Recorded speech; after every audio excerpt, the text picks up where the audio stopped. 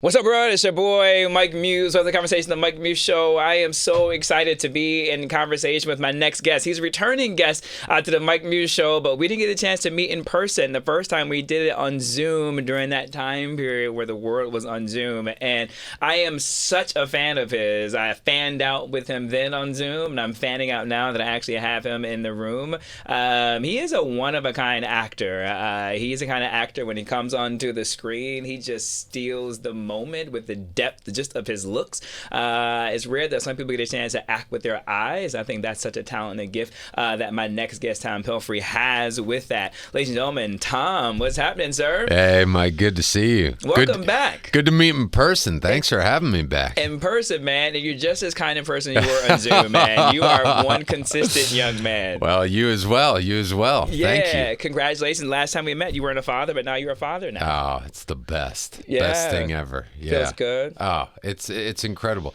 It really, it showed me parts of myself I didn't know I had. It changes you just instantly. Talk to me a little bit about what parts of stuff you know you had. Talk to me a little bit about that. Well, just like an ability, like a capacity for love and patience and just, I mean, overall, it really feels like my heart's outside of my body. So also a capacity for I just think about her first. Wow. With every decision, but that wasn't like I should do this or I'm thinking that's the way it should be. It just kind of happens, so it's wild. What makes you do you think about your life differently now that you're responsible for a life? Do you think about decisions you make, where you go, projects you may take, right? Yeah, that influences everything because my number one priority is to be her dad, so everything's got to fit around that. As soon as she was born, I went out and got full blood work. You know what I mean? I always take decent care of myself, but all of a sudden it was like this ain't about me. I'm responsible for taking care of myself insofar as I'm responsible for being there for her. So just that way of thinking, it kind of changes everything, and it's good. Yeah. It's good. What I love about so interesting. All my friend groups, all my guy friends are all girl dads. It is so incredible to see them with their girls, and there's a range from infants all the way to teenage years now. And to see my friends turn into such feminists, it is such a really interesting construct. One of my buddies, he only in the morning listens to songs that are female-led, female-driven, and female empowerment, and I see it and resonate with his daughter. She has such a strong constitution and agency. Yeah, that's beautiful. That's beautiful. I mean, it really does. It's just, before she was even born, I had a feeling this was coming. And I said to Kaylee, my fiance, I said, you're going to be in charge of discipline because I'm not going to be able to do it. So unless she's doing something where I'm worried she's going to hurt herself, kind of mom's in charge. I feel like dads, when it comes to girls, are such a sucker, right? I'm useless. Yeah. Oh, yeah. You have no point in life right now, above that. But I think you're going to be an amazing father, just alone. Thank you. Just what I know of you. And I love watching you on Instagram. It's a vibe. Yeah. You don't post too often, but when you do, though, you're a little bit of vibe. I know. I'm just, I don't post too often, but I do kind of want to share what's going on with all of it because it just makes me so happy. It also too keeps a little mysteriousness about you. Well, that's an interesting thing. If you want to talk about a bigger conversation about that is I always felt like part of my job was to not let anybody know too much so that you could have an easier time watching me. But then that's a weird juxtaposition with the business that we're in and stuff where sometimes the ability to get work, well, not almost entirely, but close, is predicated on people knowing you. Yeah. So then you go, well, how do you strike that balance? Where's the line between I want you to know who I am insofar as that'll give me access to the kind of work I want to do, but at the same time I don't want to be so in your face that you can only believe me as myself. So it's a balance. We live in a different world. When I was growing up, the actors I admired could do things a certain way. We didn't have cell phones. We didn't have social media, all that stuff. So the model that you're modeling, you realize that we don't live in that world anymore. Yeah. I never thought about it from this perspective, in the sense of the reason why an actor may choose not to be active on social media is because you want the audience to go on the journey of the character and disassociate with you on that one. I think that's a smart strategy. I read an interview when I was younger with Robert De Niro when he was younger and was sort of notorious for not doing any press or anything. And he said, it's my responsibility is to my work, and the less you know about me, the easier I can do my job. I'm laughing. I'm not laughing, but I'm thinking about some individuals who I've seen on social media who I don't know, and they play interesting characters, and I almost don't believe them in the characters that they're playing. And I think it is like this cognitive disassociation where I don't know it's because I think I know you on Instagram, and I think you would never do that, or is your acting just that bad that you can't get into character enough to do it? But you're making me think about that for the first time. I've never really thought about that. Well, there you go. And it's interesting that you're saying that might resonate with you, because maybe you have had those feelings or those thoughts. Especially for individuals like who have to step into like leading man sex symbol dynamics, right? Or individuals who have to lead into like power structures, right?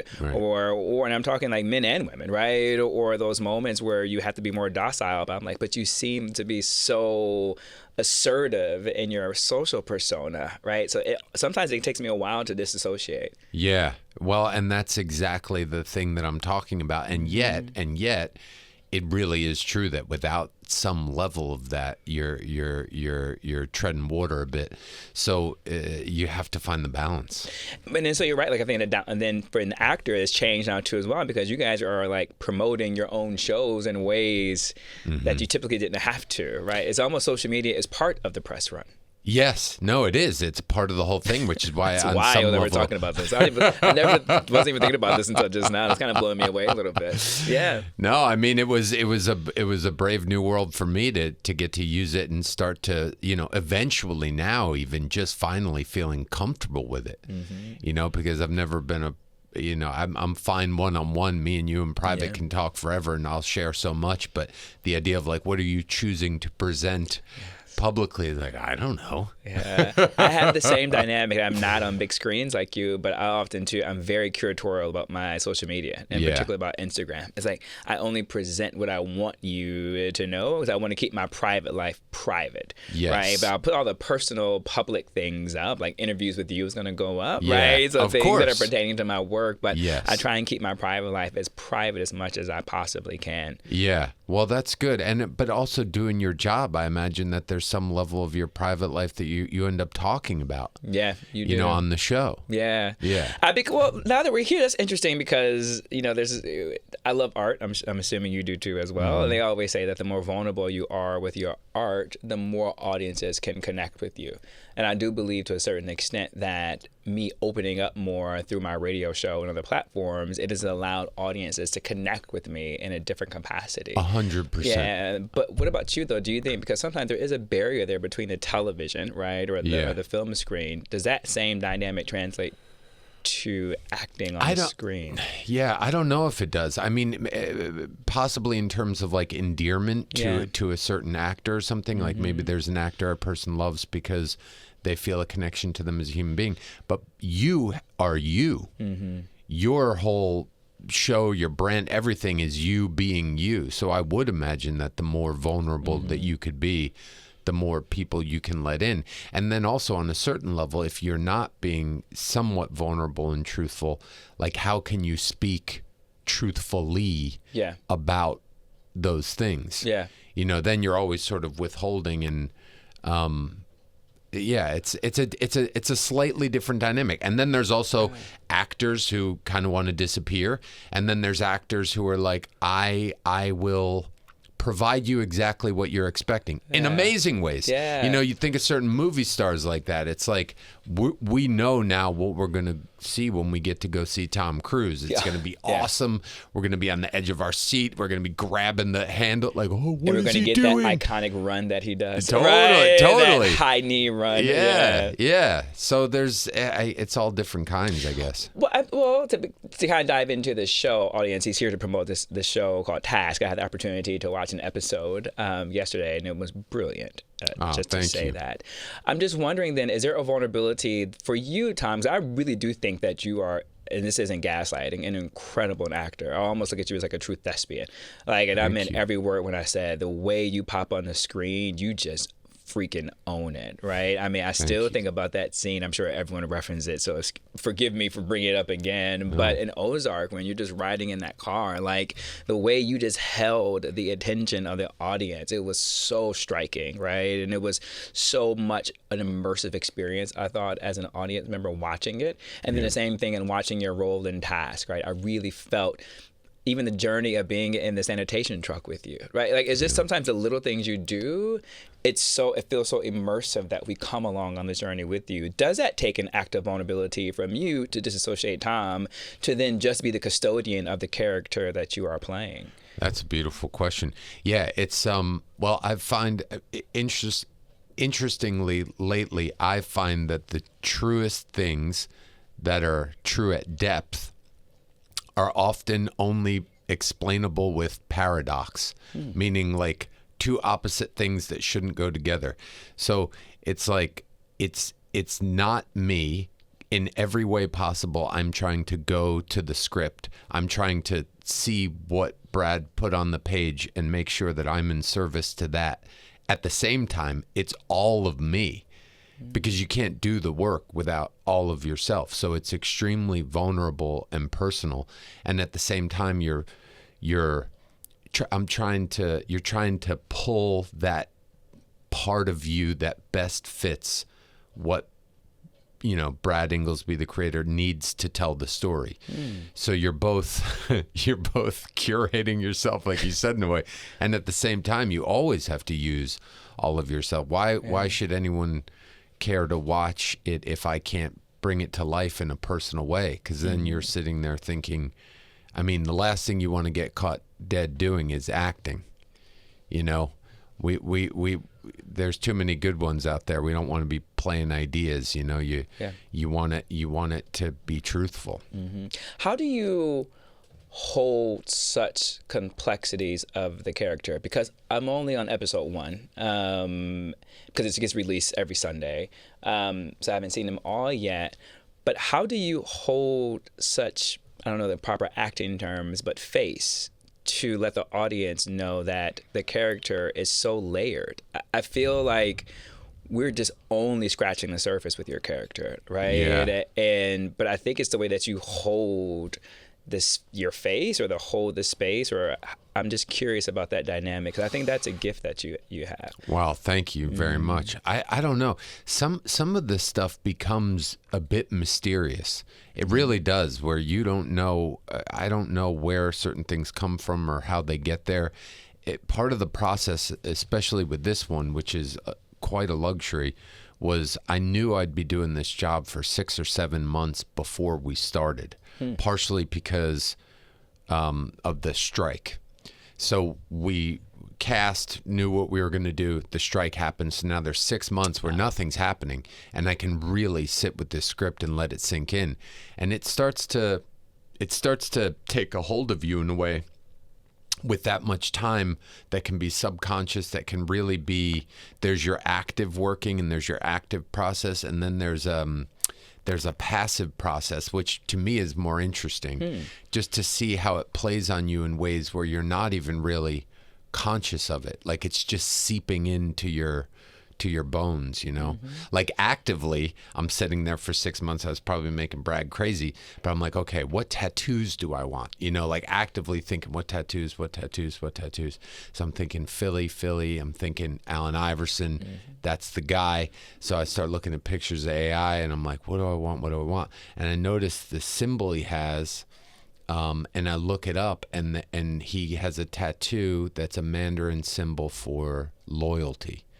So that's like an active process where I'm like, hey, can we do that? Like, Robbie would be close to my age, so he would have been a huge AI fan at the time, where, you can really be taken by an athlete or somebody that you might look up to. And can we get that tattoo? And that's like an active process. Yeah. Some of the stuff that you're talking about, you just like, you don't even really know it's happening until you're done with the job and you kind of shake it off and you're like, I was like in a vibe there that it just kind of happens so gradually that you don't even really notice. Yeah. Yeah.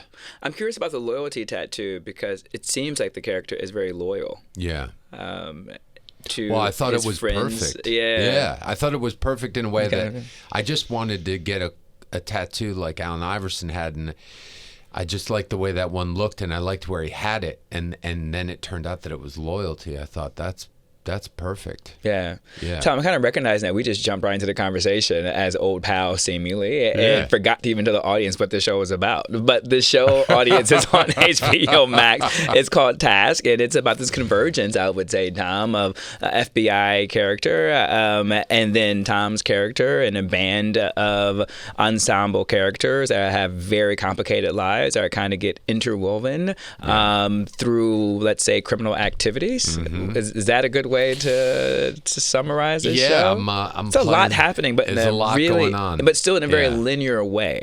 In a very linear way. It's not hard to follow at all. Yeah, it's layered, but it's not hard to follow.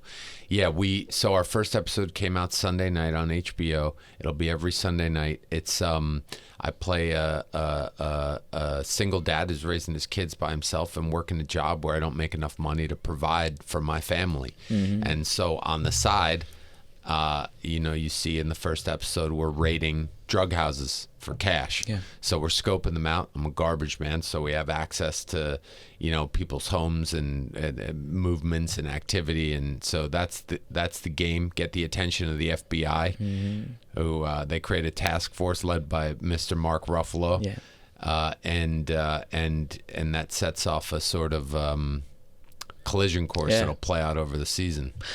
I thought the use for the occupation, if you can talk to me about that, of sanitation workers was an interesting choice. We don't see that often as occupation of the lead characters being sanitation workers. And I thought that was very layered and complex, from class to social complexities. Yeah, I mean, it's to value. 100%. There's so much virtue signaling, I thought, with letting the characters be sanitation workers. Well, it's Brad's writing a world. It's a very similar world to the world I grew up in Jersey. It's very blue collar. And Brad's interested in that, and that's the world he comes from, and that's the world he often writes about. And obviously everybody's just a human being, and so like different people doing different jobs. Now, when you take a job like that in particular, given the situation at home where he's got the 2 kids in the house and everything that he needs to provide, and that job is not, giving him enough resources to do that. And then Brad puts us in a situation where he says, well, why do people do certain things? Mm-hmm. Are they bad, or they have no other choice? Mm-hmm. I'm not saying you have no other choice, but you're pushed into situations, and he wants to bring the audience into situations, I think, where given the circumstances of all the characters, and he does this with everybody, that we have to ask ourselves, like, can I judge this? I guess I can. I guess I can decide that I don't like the decision that they made, but at the same time, he's showing you why. Mm-hmm. I love kind of how we're landed right now, because I think about that often, about showing the human dynamic of criminality, right? I think sometimes, as a broad stroke, for those who have not participated in criminal activity, it's easy to judge those who do get caught up in criminal activity, and to make it so easy as if it was a binary choice for them, and then almost to make them be inhumane, right? Or they're not whole. Right. And I think we lose that human touch with criminals. And I think that's why we have the challenge with criminal justice reform and how we think about that, like looking at the person as a whole, and could rehabilitation be a possibility for this individual? And I love the opening scene. One of the opening scenes, I think this addresses it, was the dinner scene. Right, in the first episode, where you go back to your house and you have your coworker join you for dinner. It was just such this family scene. Yeah. I think that sets exactly what you're talking about. 100%. I mean, look, as far as criminal behavior goes, any of it, I think in general, and I think across the board, the conversations that we could have, from politics to criminal justice, you're looking at bad incentives. Now, when you have a system with bad incentives that are aligned in such a way to produce repeatable behavior that is undesirable, is that bad human beings? I don't think so. And I think about this, I think it's most clear in politics sometimes, where you see people get plugged into a thing and then they'll only talk about it off the record. Yeah. But the bad incentives, how much money they need to raise to be reelected, how much they have to be loyal to whatever party they're part of, and how much they might forego being supportive of something that would be pragmatic, that would be practical, that would actually address the concerns of the people that they represent, versus how is it going to look if I'm on this team and you're on that team and I support you, now I don't get to get reelected. And maybe it's not even an ego thing, although sometimes it could be, but it could genuinely be, I believe in my heart that I can do a better job here than somebody else. And so I can't jeopardize getting to be here next time for this decision now. Now you compound that with that many people over that many years, you end up with a lot of bad decisions. Yeah. Why? Because the incentives are poorly aligned. And I think this is true with so much human behavior. It's like if something keeps happening, can we look at how the incentives are aligned rather than deciding that people are bad, that people can't do better? It's like, well, what are the incentives? Yeah. What are the incentives? And look, at the end of the day, we all have to be responsible for ourselves. We all have to be responsible for our own decisions. Like I do believe in that strongly. But if we want to have a discussion about how things are fixed, I think the discussion that stands to change the most for the better is to ask, how are these incentives aligned? Are we aligning for the desirable behavior? Are we aligning for the best possible outcome?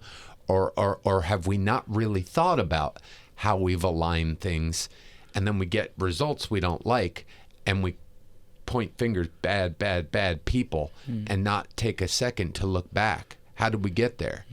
I think it's so beautifully said, because it goes back to like the root question of the how, right? And I think we forget to ask that question of those who are met with bad incentives, right? Like, how did you get here, right? And then the how is, and how can we address the fundamentals of the systematic dynamics that led for you to feel like you only had that choice or had that motivating factor, right? 100%. And we lose that human touch.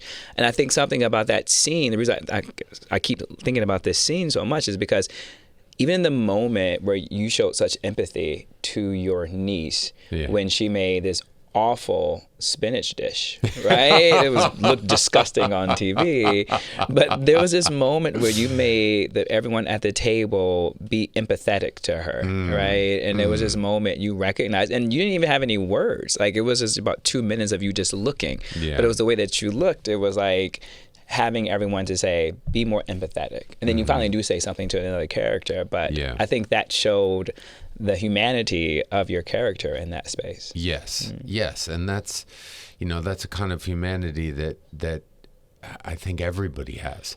And these get lost in the shuffle. And I think that's something that Brad does such a beautiful job of in the show is juxtaposing. Now I'm robbing a drug house and I'm scary, and I'm violent and I'm in control and all that stuff, and that now I'm gonna let you come have dinner with that character and his children who he's doing everything for, and his niece and his best friend who's basically like a brother, and there's a human being there. Surprise, surprise. Surprise. Almost every time, right? Almost every time there's a human being there. Tom, I couldn't think of a better way to end this conversation. That means you just have to come back to the Mike Muse Show, man. It would be my pleasure. We can do more of these incredible conversations. I would love that. So I can't wait to unpack your character as it goes. Ladies and gentlemen, Tom Pelphrey on Task, which is on HBO Max, dropping every Sunday. Clearly, listen, you won't be disappointed just based upon that conversation. So until next time, peace.